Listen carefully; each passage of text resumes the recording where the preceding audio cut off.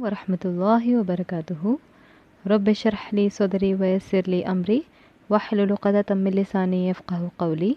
Rabbi zidni ilma. Allahumma inni as'aluka ilman nafi'an wa rizqan tayyiban wa 'amalan mutaqabbala. Dear students, as you all know that in the previous lessons we have learned how the cells they play important role in making of any organisms, and cell act as the basic unit of life. So the next question is how we can observe different cells. How we can observe the different cells and how many types of organisms are there. First, in this video we will discuss how we can observe the different cells, and later on we will discuss how many types of organisms are there. Now look at this science tidbit.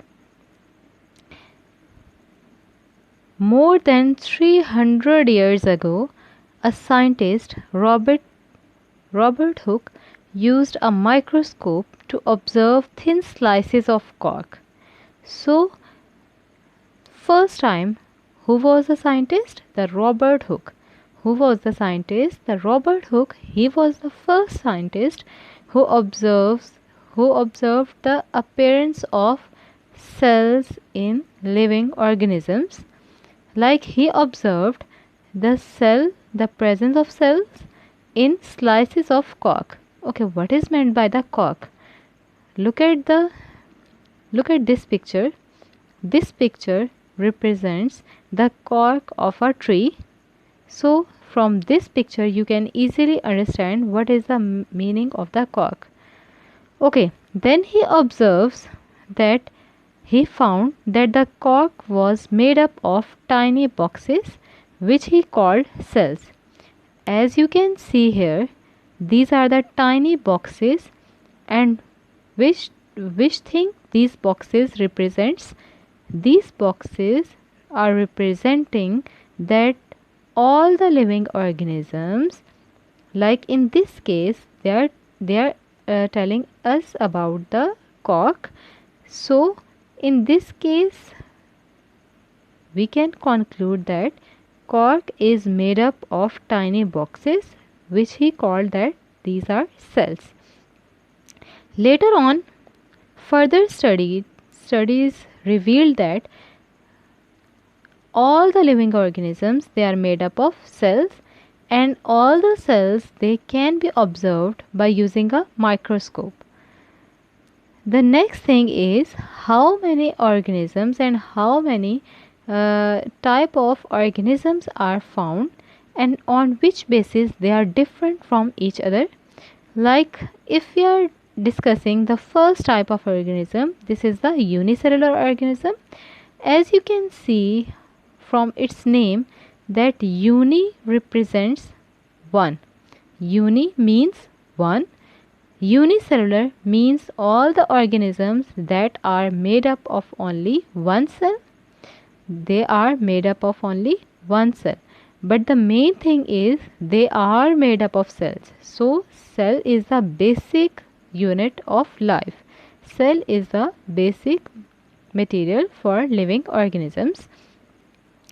Different examples are here like paramecium, amoeba, alga, yeast, bacterium. These all examples represents that unicellular organisms are here, and they are made up of only one cell. Okay, what the girl is doing here? The girl is observing the slide under a microscope. Okay.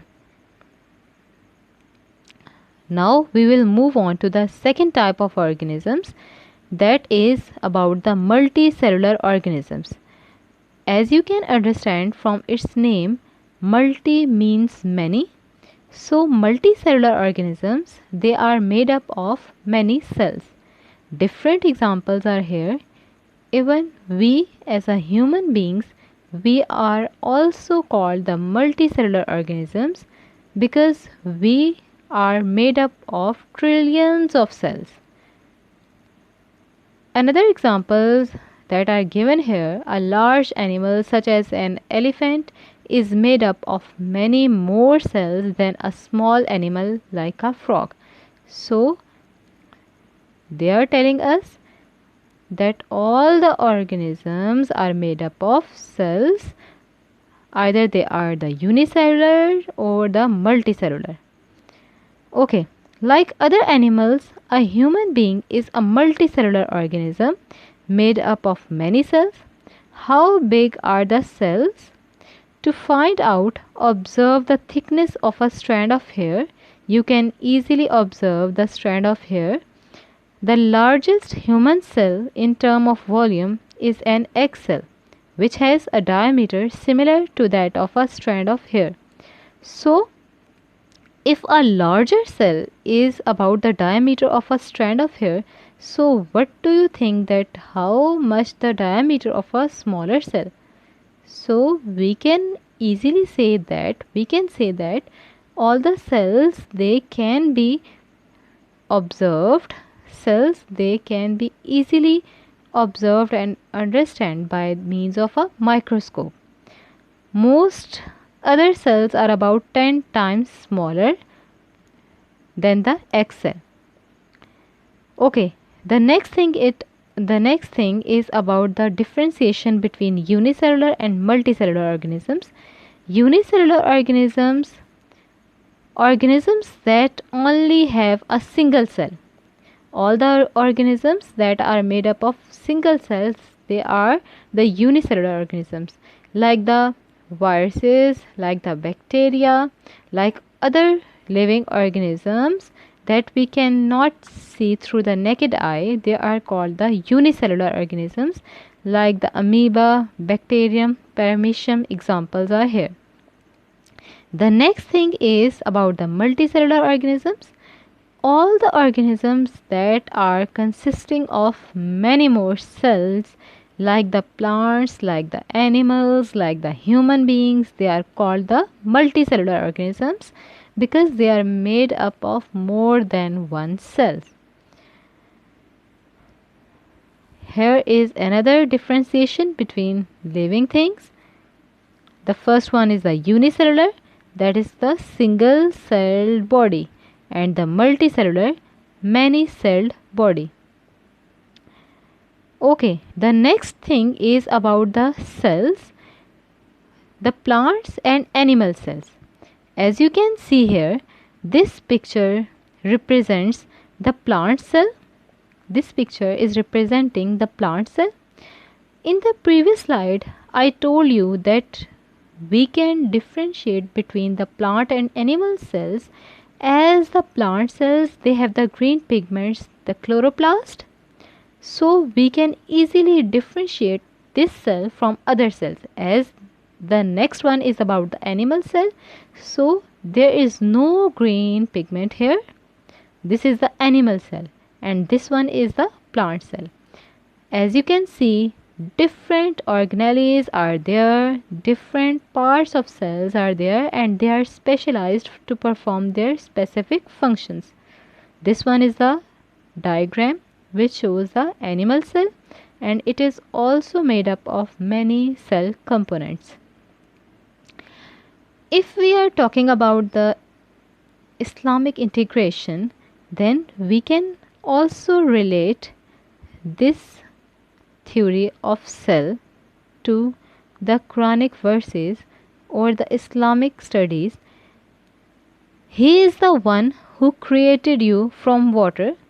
Here he is about the Allah subhanahu wa ta'ala. Allah subhanahu wa ta'ala, he created us from water. So today scientific studies reveals that water is the major part of the cell. As you can see here in the cytoplasm, the main thing is about the water. If you can see here, the main part of the cell is water. So as Allah subhanahu wa ta'ala said that he created us from water, so modern studies reveals that Water is the main component of living organisms. We can also differentiate between plants and animal cells by drawing the diagram of animals and plant cells. In later on next lessons we will discuss about the differentiation between plants and animal cells, but today we will discuss the first main difference between plants and animal cells. As the plant cells, they have the cell wall as well as a cell membrane. Now you can easily observe that in plant cells, cell wall is the outermost layer, and internal to the cell wall it is the cell membrane. Cell wall, it is the rigid structure and it is absent in animal cells. As you can see, cell membrane is the outermost layer in animal cell. This is the most important difference between animals and plant cells. Later on, in next lessons, we will discuss about the differentiation between plants and animal cells. Your homework is to write the question number 1 and the question number 2 on loose sheets.